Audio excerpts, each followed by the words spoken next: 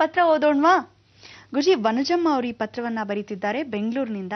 ನಮ್ಮ ನೆಚ್ಚಿನ ಗುರುಗಳಾಗಿರುವ ದೀನ ದಲಿತರನ್ನ ಉದ್ಧರಿಸ್ತಾ ಇರುವ ಪೂಜ್ಯ ಗುರುಗಳಾದ ಶ್ರೀ ನರೇಂದ್ರ ಬಾಬು ಶರ್ಮಾ ಗುರುಜಿಯವರ ಪಾದಗಳಿಗೆ ಅನಂತ ಅನಂತ ನಮಸ್ಕಾರಗಳು ಅಂತ ಹೇಳ್ತಾ ಇದ್ದಾರೆ ಗುರುಜಿ. ಹಾಗೆ ಅವರು ಅವರ ಕುಟುಂಬದ ಬಗ್ಗೆ ಕೇಳ್ಬೇಕಂತೆ. ಬಹಳಷ್ಟು ಸಮಸ್ಯೆಗಳಿದೆ ಗುರುಜಿ ನಮ್ಮ ಕುಟುಂಬದಲ್ಲಿ. ಆದ್ರೆ ಅದಕ್ಕೂ ಮೊದಲು 5 ಜನ ಮಕ್ಕಳಿದ್ದಾರೆ, ಆದ್ರೆ ಯಾರಿಗೂ ಮದ್ವೆ ಆಗಿಲ್ಲ. ಎಲ್ರಿಗೂ ವಯಸ್ಸು ಮೀರ್ ಹೋಗಿದೆ. ನನ್ನ ಮಗನಿಗೆ 69 ಇಸ್ವಿನಲ್ಲಿ ಹುಟ್ಟಿದಾನೆ. 10/9/69. ಅವನಿಗಿನ್ನೂ ಮದ್ವೆ ಆಗಿಲ್ಲ. ಮಗಳಿದ್ದಾಳೆ 73ನೇ ಇಸ್ವಿಲಿ ಹುಟ್ಟಿದಾಳೆ. ಯಾರಿಗೂ ಮದ್ವೆ ಆಗ್ತಿಲ್ಲ. ಯಾಕೆ ಗುರುಜಿ? ದಯಮಾಡಿ ಪರಿಹಾರ ತಿಳಿಸಿ ಅಂತಿದ್ದಾರೆ.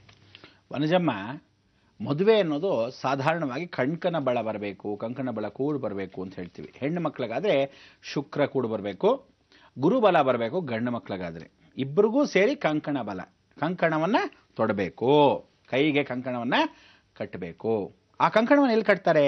ಎಲ್ಲರಿಗೂ ಮದುವೆಗಳಾಗಬೇಕು, ಬೇಗ ಬೇಗ ಕೆಲಸ ಆಗಬೇಕು ಅಲ್ವಾ? ಅದಕ್ಕೆ ನಾನು ಎಲ್ಲರಿಗೂ ಒಂದೇ ಸರಿ ಮೊದಲಿನಿಂದ ಹೇಳ್ಕೊಂಡ್ ಬಂದಿದ್ದೀನಿ. ಮಹಾಕ್ಷೇತ್ರವಾಗಿರ್ತಕ್ಕಂಥ ತಿರುಚಿನ ವಿಶೇಷವಾಗಿರ್ತಕ್ಕಂಥ ತಿರುಚೇರಯ್ಯನೋ ಗ್ರಾಮ. ಋಣವನ್ನು ಫಸ್ಟ್ ತೀರಿಸ್ಕೊಳ್ಳಿ, ಆಮೇಲೆ ಮದುವೆ ಮಾಡ್ಕೊಳ್ಳಿ ಅಂತ ಹೇಳಿದ್ದೀನಿ. ಋಣವನ್ನು ತೀರಿಸ್ಕೊಳ್ಳೋಕ್ಕೆ ಪರಮೇಶ್ವರ ಹತ್ರ ಹೋಗಬೇಕು. ಮದುವೆಯನ್ನು ಮಾಡ್ಕೊಳ್ಳೋಕ್ಕೆ ಸಾಕ್ಷಾತ್ ಮಲ್ಲಿಕಾರ್ಜುನ ಅನುಗ್ರಹ ಸ್ವರೂಪದಲ್ಲಿ ಹುಟ್ಟಿರತಕ್ಕಂಥ ಶ್ರೀಮನ್ ನಾರಾಯಣ ಹತ್ರ ಹೋಗಬೇಕು. ಮಲ್ಲಿಕಾರ್ಜುನ ಅಂದ್ರೆ ಯಾರು? ಸಾಕ್ಷಾತ್ ಪರಮೇಶ್ವರ. ಅಂದ್ರೆ ಕಾಡಿನ ಜನಾಂಗಗಳಲ್ಲಿ ವಾಸವಾಗಿರತಕ್ಕಂಥ ಪರಮೇಶ್ವರ ಬೇಟೆಯಾಡಕ್ಕೆ ಹೋದಾಗ ಮಲ್ಲಿಕಾರ್ಜುನನಾದ. ಈ ಮಲ್ಲಿಕಾರ್ಜುನನೇ ಪಾಶುಪತಾಸ್ತ್ರವನ್ನ ಅರ್ಜುನನಿಗೆ ಕೊಟ್ಟಿದ್ದು. ನೋಡಯ್ಯ, ನಿನಗೆ ಮದುವೆ ಆಗತ್ತೆ ಹೋಗ್, ಅನುಗ್ರಹ ಆಗತ್ತೆ ಹೋಗ್ ಅಂತ. ಆ ಶಸ್ತ್ರವನ್ನ ಕೊಟ್ಟದಾಕ್ಷಣಕ್ಕೆ ಅವನಿಗೆ ಅಲ್ಲಿಂದ ಮದುವೆ ಆಯಿತು. ಬಹಳ ಸಂತೋಷ ಆಯಿತು. ಅರ್ಜುನನಿಗೆ ಯಾವ ರೀತಿ ಮದುವೆ ಅಂದ್ರೆ, ಕೃಷ್ಣ ಪರಮಾತ್ಮ ಹೇಗೆ ಭಾವನಿಗೆ ಮದುವೆ ಆಯ್ತಾ, ಇವನಿಗೂ ಹಾಗೇನೆ ಎಲ್ಲಾ ರೀತಿಯಾದ ಎಲ್ಲಾರ ಜೊತೆನೂ ಮದುವೆ ಆಗ್ತಾ ಬಂತು. ಅರ್ಜುನನಿಗೂ ಸಹ 8 ಜನ ಧರ್ಮಪತ್ನಿಯರು. ಹೀಗೆ ಕೃಷ್ಣನಿಗಿಂತ ನಾನೇನು ಕಮ್ಮಿ ಇಲ್ಲ ಅನ್ನೋ ರಥ ಅನುಗ್ರಹ ಸಿಕ್ತು. ಭಗವಂತ ಕೂಡ ಹಾಗೇನೆ, ನಾನು ಚೆನ್ನಾಗಿದ್ದಾಗ ನೀನು ಹಾಗೆ ಇರೋ ಮಗನೇ ಅಂತ ಹೇಳಿ ಭಗವಂತ ಆಶೀರ್ವಾದ ಮಾಡ್ತಾನೆ. ಕೆಲವರಿಗೆಲ್ಲ ಆ ರೀತಿ ಅನುಗ್ರಹವನ್ನ ಯಥೇಚ್ಛವಾಗಿ ಕೊಡ್ತಾನಂತೆ. ಪ್ರತಿಯೊಬ್ಬನು, ನೀವು ಇವತ್ತು ದೇವಸ್ಥಾನಕ್ಕೆ ಒಂದು ಉಂಡಿ ಹಾಕಿದ್ರೆ, ಉಂಡಿಗೆ 10 ರೂಪಾಯಿ ಹಾಕಿದ್ರೆ ಅಂತ ಇಟ್ಕೊಳ್ಳಿ, ನಾಳೆ 100 ರೂಪಾಯಿ ಬಿಸಾಕ್ಬಿಡ್ತಾನೆ ದೇವರು. ಯಾಕೆ ಗೊತ್ತಾ? ನಿನ್ನ ಋಣದಲ್ಲಿ ನಾನಿರಲ್ಲ ಕಣಯ್ಯ, ತಗೋ ನಿನ್ ದುಡ್ಡು ವಾಪಸ್ ಅನ್ನೋ ರೀತಿ ಬಿಸಾಕ್ಬಿಡ್ತಾನೆ. ಅದಕ್ಕೋಸ್ಕರ ಜೀವನದಲ್ಲಿ ನಿಮ್ಮ ಮನೆಯಲ್ಲಿ ಆಗಿರ್ತಕ್ಕಂಥ ಋಣಗಳಿಗೆ ಬಾಧೆ ಯಾರೋ? ಪರಮೇಶ್ವರನ ಪ್ರಾರ್ಥನೆ ಬಟ್ಟಾಗಿ ಇಟ್ಕೋಬೇಕು, ಪಟ್ಟಾಗಿ ಇಟ್ಕೋಬೇಕು. ಎಲ್ಲಿ? ಅವನು ತಿರುಚೇರಲ್ಲಿ ಕೂತಿದ್ದಾನೆ, ಋಣ ವಿಮೋಚನಾಥ. ಋಣವನ್ನು ತೀರಿಸ್ತಕ್ಕಂಥವನು.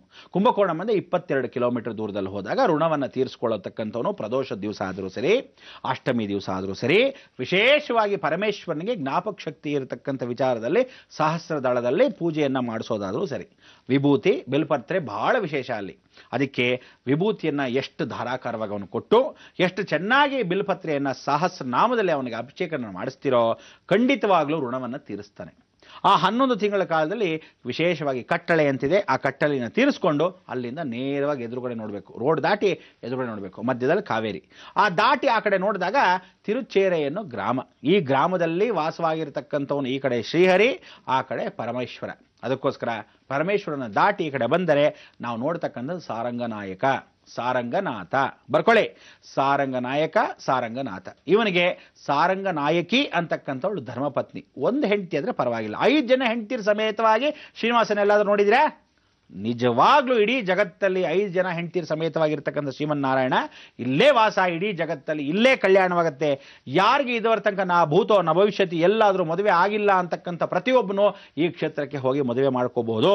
ಹೋದ ತಕ್ಷಣಕ್ಕೆ ತುಳಸಿ ಮಾಲೆಯನ್ನು ಹಾಕಿ 5 ನಿಮಿಷ ಬಂದು ಕೂತ್ಕೊಳ್ಳಿ. ಮಾಲೆಯನ್ನು ಹಾಕಿ ನಮಸ್ಕಾರ ಮಾಡಿಕೊಂಡು ಬಂದ ತಕ್ಷಣವೇ ಅರ್ಚನೆಯನ್ನು ಮಾಡಿಸಿದ ತಕ್ಷಣವೇ ನಿಮಗೆ ಬಂದ ತಕ್ಷಣ ಏನು ಹೇಳ್ತಾರೆ ಅರ್ಚಕರಾಗಲಿ, ಅಲ್ಲಿಂದ ಕೆಲಸದವರಾಗಲಿ, ಅಥವಾ ನಿಮಗೆ ಗೊತ್ತಿಲ್ಲದೆ ಯಾರೋ ಪಕ್ಕದಲ್ಲಿ ಇರ್ತಕ್ಕಂಥವ್ರಾಗಲಿ, ಆ ವೆಂಕಟೇಶ್ವರ ಅವ್ರ ಮುಖಾಂತರ ನಿಮಗೆ ಹೇಳಿಸ್ತಾನೆ ಅಂತ ಅರ್ಕೋಬೇಕು. ಈ ಮಾಯೆ ನಡೆಯುತ್ತೆ, ಇವತ್ತಿಗೂ ಸತ್ಯ.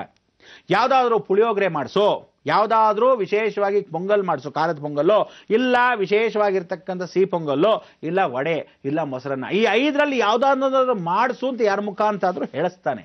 ಬಹಳ ವಿಶೇಷ ಇಲ್ಲಿ ಪ್ರಸಾದ. ಆ ಪ್ರಸಾದವನ್ನ ಮಾಡಿಸಿ ಆ ನೈವೇದ್ಯವನ್ನು ಇಟ್ಟು ನೀವು ನಮಸ್ಕಾರ ಮಾಡಿ ಸಂಕಲ್ಪ ಮಾಡ್ಕೋಬೇಕು.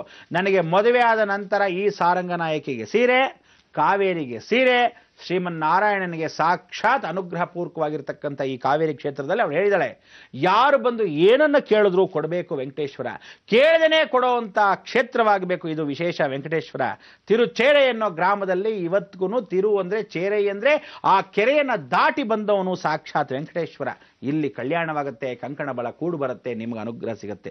ಇಷ್ಟನ್ನು ಯಾಕೆ ಹೇಳ್ತಾ ಇದ್ದೀನಿ ಅಂದರೆ, ನೀವು ಕೇಳಿರೋ ಪ್ರಶ್ನೆ ನಿಮ್ಮೊಬ್ಬರಿಗೆ ಕಷ್ಟ ಪರಿಹಾರಕ್ಕಲ್ಲ, ಇಡೀ ಜಗತ್ತಿಗೆ ಎಲ್ಲರೂ ನೋಡ್ತಾ ಇದ್ದ ಅಷ್ಟೂ ಜನಕ್ಕೆ ಫಲವನ್ನು ಸಿಗಲಿ, ಅಷ್ಟೂ ಜನಕ್ಕೆ ಮದುವೆ ಆದಾಗ ನಿಮ್ಮ ಮನೆಯಲ್ಲೂ ಅತಿ ಶೀಘ್ರದಲ್ಲೇ ಕಲ್ಯಾಣಗಳು ಬೇಗ ಆಗಲಿ. ಈ ಕ್ಷೇತ್ರಕ್ಕೆ ಮೊದಲು ಹೋಗಿ ಬನ್ನಿ, ಒಳ್ಳೆಯದಾಗಲಿ.